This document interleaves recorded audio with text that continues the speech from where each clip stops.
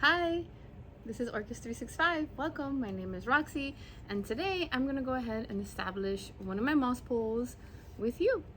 I have an aroid back there that I bought back in February that has pushed out a lot of new growth, and the aerial roots are just making it flop over with the heavy rains. So the first things first, I wanted to show you how I glued these pieces overnight together. Even this, the bottom, everything, because I'm going to be using this entire piece. So this is the starter, which is the stake, the base, and the two pieces, and this is an additional piece. And then when we're done, I have the lid ready to go. So first things first, I'm going to go grab the moss. I'll be right back. I already had the moss prepared. I keep them in the containers that I buy the fruit in, so I have it ready here. Not sure if I have enough moss this time around, but we're gonna see. The good thing is that I'm gonna install this part, so if I only have this much moss, it's okay, because then I could just open it and keep on dropping moss in there. So we're gonna make that attempt because it's looking rather rough when it rains on it, and that little stick that I have holding it up is not doing the job anymore. When we started getting the heavy rains, I saw the situation occurring, and then I went ahead and I put one of these. See, this is what's going on. She has gotten she's pushing leaves all the way up. And let me bring the camera close so you can see. This is your sign that you need a pole. See all these aerial roots? They need to hold on, and they will fall over and get stuck to anything in an attempt to grow. So I figured this is kind of like an emergency, so we need to start with this guy first. So I'm gonna remove this, and again, I want to be very careful. I really don't want it to strain itself or get a crack or whatever. And then there's these little weeds. Let's go ahead and pull them out. And I was gonna put the moss. I'm here trying to see in the position that the roots are, and then I'm gonna try to hunt that position onto the, so it's going this way, which is good because I have a good space here. I never like to put the poles in the middle because that's where they are growing and they have their root systems, but if you can find a little spot on the side and be gentle with it, I think it should work. So I'm trying here, I'm testing for size, because I don't know if, oh, that right there looks like it would be a sweet spot. So I'm gonna lean it over here so that it has somewhere to rest so it doesn't go all the way down. I'm gonna move the tripod a little further to give you a better view. And I have Julio hovering over me on the sunshade, so any minute now a cat's gonna fall on my head, but hey, that's fine. He is my sidekick. Now that looks like it's pretty secure in there.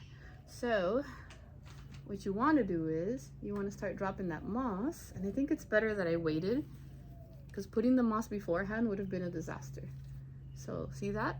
I'm dropping the moss through the top. Back up the camera just a little bit for you so you can have a better view. Think right there.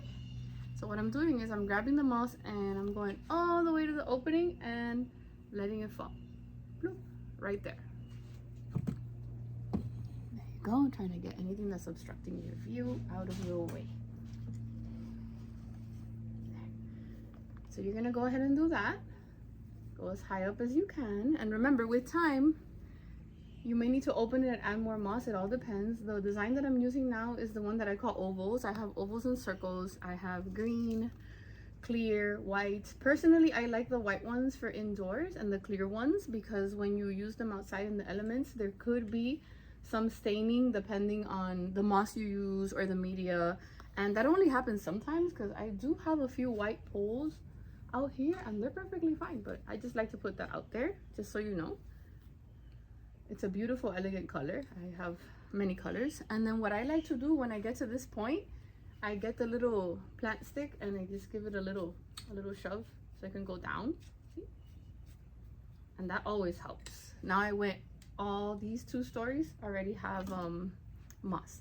So I'm gonna go ahead and do the last one. I thought I didn't have enough. Turns out I did. Yay. I am happy. So we're gonna do that. This is quite relaxing. Getting this done right here. Just a little bit more. I hope I'm not boring you. I really wanted to give you a visual on how I've been using these, because I've been working with these for over a year. And I will be showing you more. I'm hoping that the next video will probably be an orchid, a bulbophyllum that I want to mount, because they tend to crawl. So imagine if I lots of orchids would probably be a good fit to mount on these, because you just fill them with moss and the roots will be happy to attach. So I'm gonna do this one more time, and a little bit more. And when you're done filling it with moss, you go ahead and you put your lid at the top. Perfect, it's snapped in place. Now, I have a little hack I want to show you. So I went to grab my zip ties so I can show you a little hack that I have come up with, especially when you grow outdoors and you have your little critters hopping on your plants. This helps it. So I have different size zip ties. Okay, Julio. Sorry about that. I have different sizes, right? And what I love is that they can go right through. So what I do is I secure it, because the roots, see, this root is already making its way inside the moss pole. I don't like to disturb them too much, so they tend to do it on their own. So what you want to do is you want to find a place somewhere in the middle of the stem where you can secure them, so that if it rains hard, if Julio jumps on the table, if any of the elements occur, which they will, because we are outdoor growers, right? Even if you have indoors, sometimes if you have pets, it'll help. We want to secure it with a zip tie, and you can always cut these off later. But to me, this hack has helped me a lot. It's taken me a minute. Okay, maybe I should let go of the plant. So what you want to do is you want to bring it in, and then you want to flick it out. And that's the hard part, because you want to get that little curve out. And it doesn't matter how, just as long as you get it out one of the little holes, it'll happen. It's getting stuck in the moss. Perhaps doing this, no, it's doing this before the moss would have driven me crazy. Okay, so it's coming out the other end, but the moss is stopping it. Okay, so I moved it up closer so you can see. I'm running it into the moss pole and out through the other hole. And then what you want to do is, you see how these aerial roots are pointing that way? You want to secure it until it is fully holding on to the moss pole. So, got this one in. You want to work your way around the aerial roots, around the nodes, to try not to disturb it. You can always cut this off after, but to me it's peace of mind, because anything, the wind blows, there's a storm, whatever, the cat goes on it, and I know that it's not gonna fall. See, nice and secure. And you can do this in one piece, or you can do it in the whole piece. But if you look at it, it provides that stability for it, and this is pretty sturdy.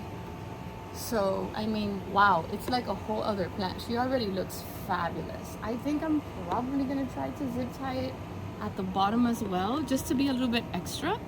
I don't want her to get stressed or anything. She doesn't need a repot. I bought her bare root, so I wanted to do this without disturbing her at all. You guys, I've been growing aroids for a while now, and they're really growing on me, no pun intended. So the reason why I came up with this concept was I really wanted something sturdier. I had a problem with things falling over, breaking. I mean, I even have those that are lined with the coconut lining. I had one of the stems, and they're made of wood, completely rot and break from the bottom, and those moss poles are really not that cheap.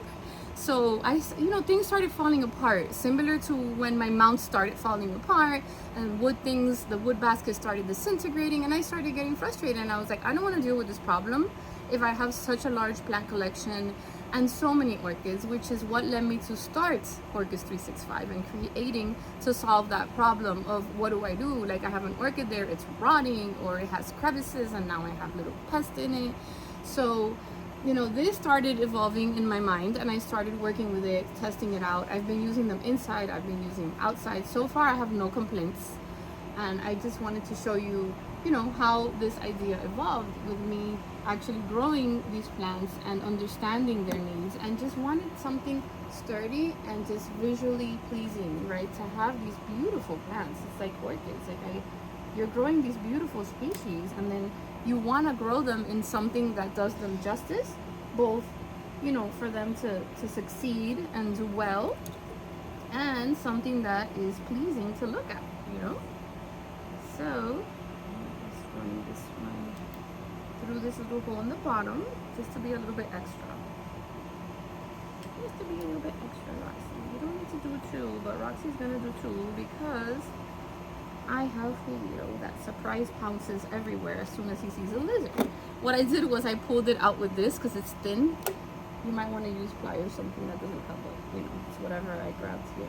So now I'm gonna reinforce the bottom onto the, there you go.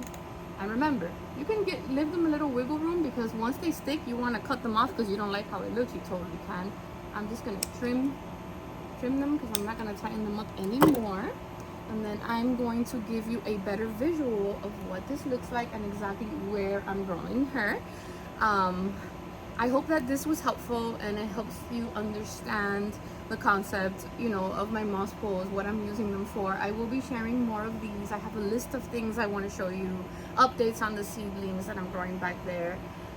So yeah, this is one of the things that I've been meaning to do with you guys. I hope that you found this helpful and you've learned how it works. So I'm gonna go over there, put her where she goes, and give you a better visual of how this looks. So this is the final area where I have it. I also have another aroid here that when I started doing my prototype poles, and I used the white filament that I had discussed that I like for indoors, and it's been outside the entire time and the color is intact. So I guess it just all depends.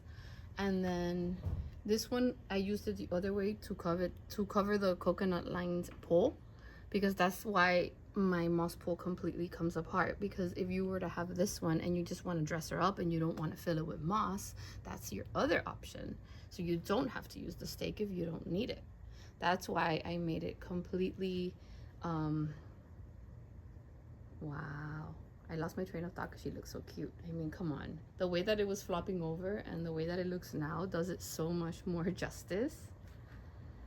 This is what we just did, you guys. I straightened it up, put her right where she was growing, and I can just continue adding sections with moss, or I can chop and prop and maybe put her here, and then I would have a more full plant, or I can just propagate. I don't know. The choice is pretty much yours. I am loving this setup right now. I hope that this did a good job in showing you, you know, how my moss poles work, why they just fall apart. I had a customer, he went ahead and he installed a half-inch pipe in the middle, and he did a drip system, and the half-inch pipe worked perfectly in the middle of the pole, and that was amazing because growers all have different needs and different environments. So that's what worked for him. He sent me pictures and stuff, and that made me so happy, because the purpose of this creation is to help solve your problems when you're growing outdoors. Some of us, we get too much rain. Some of us have them in areas where perhaps our moss dries out too quick. And because I made it so versatile, he was able to, what I like to say, do his own hack to my system, which worked for his garden. And that means the world to me.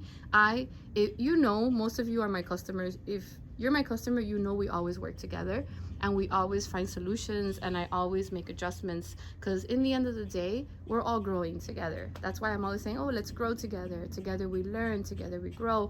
I knew nothing about aroids when I started growing them, but I had friends that were growing them, and together we learned. And I just made something that I thought I needed, just like when I needed something more sturdy for my orchids and more durable, this is the product that came to be. So I'm yapping way too much. I hope you guys have a beautiful rest of the day, rest of the week. I hope you find yourselves well and happy, and always remember to please be kind. Catch you next time.